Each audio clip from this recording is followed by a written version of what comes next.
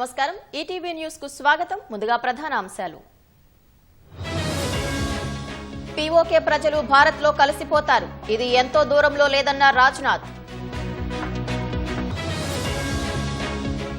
అమలు కాని రక్షణ ఒప్పందాలు ఎందుకు వైమానిక దళాధిపతి తీవ్ర నిరసన బెంగాల్ బీహార్లో ప్రధాని పర్యటన పలు అభివృద్ధి ప్రాజెక్టులకు శ్రీకారం థరూర్పై సొంత పార్టీ నేతల విసుర్లు అపార్థం చేసుకుంటున్నారన్న ఎంపీ